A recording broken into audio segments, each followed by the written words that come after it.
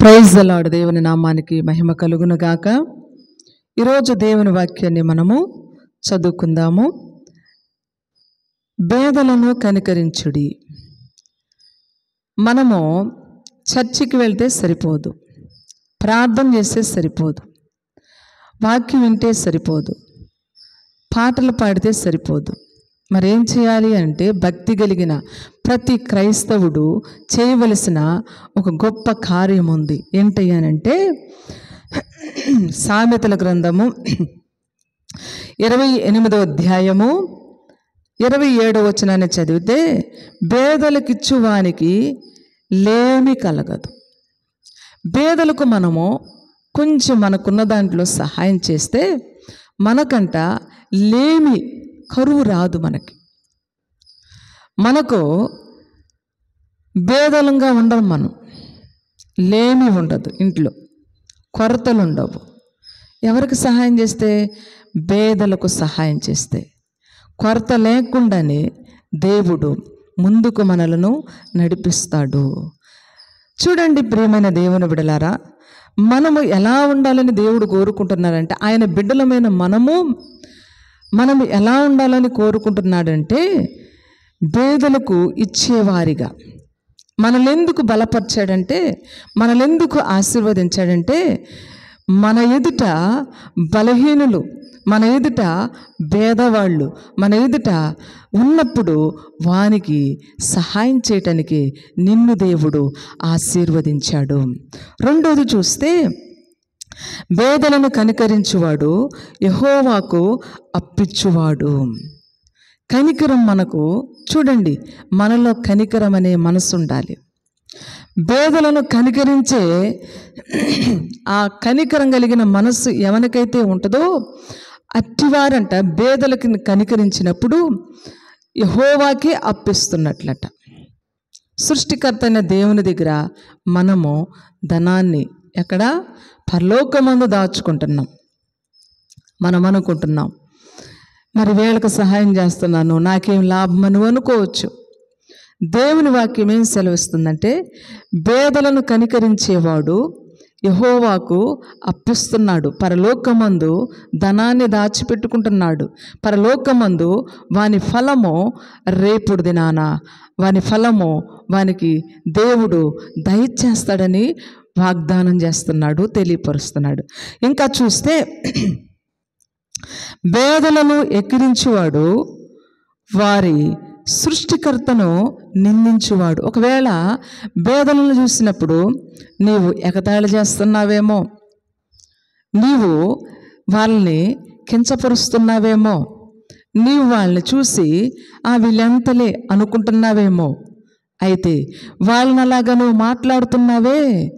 అయితే దేవుడు అంటున్నాడు, వాళ్ళని అంటున్నావు కదా, వాళ్ళని ఒకవేళ పేదలను అంటున్నావేమో, సృష్టికర్తను అంటున్నట్లుగా అని బైబిల్ చెప్తుంది, నేను కాదండి.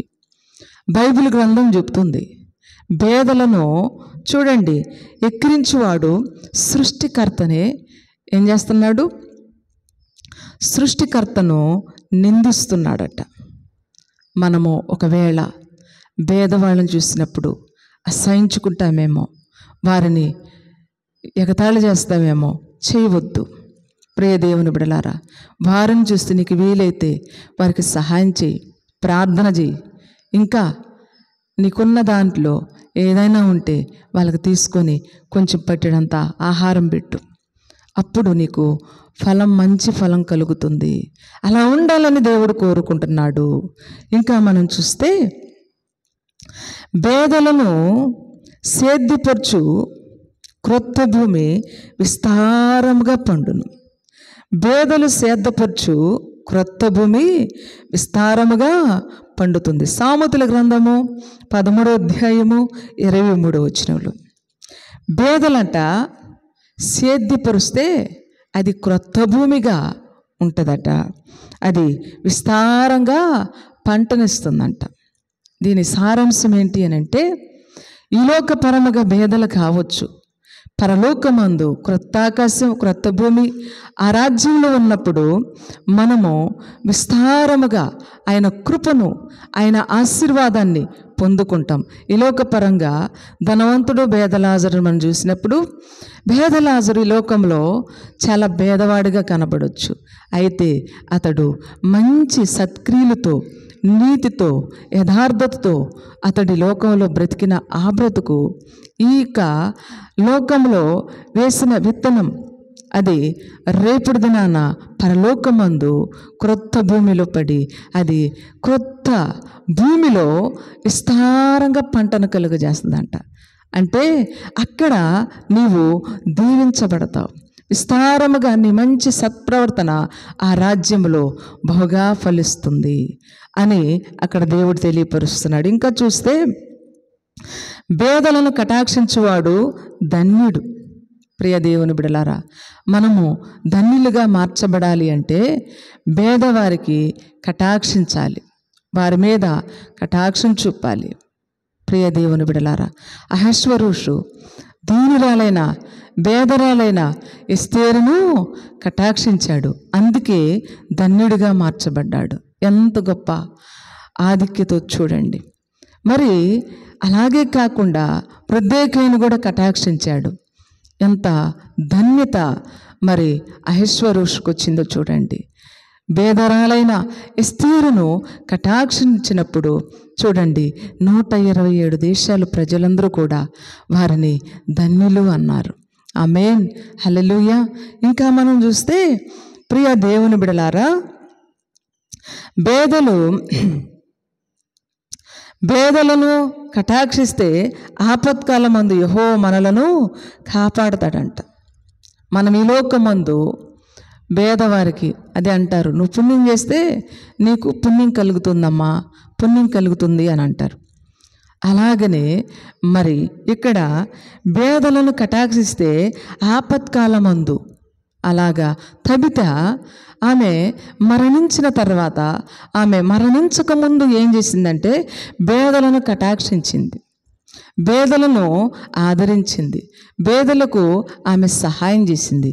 ఆమె మరణించిన తర్వాత చూడండి, ఆమె ఎద్దుకు వచ్చి బేదలందరూ కూడా మొరపెట్టినప్పుడు అక్కడ ఆపద వచ్చింది, మరణించింది. ఆమె మరణించినప్పుడు యెహోవా ఏం చేశాడు? ఆమెను కాపాడాడు.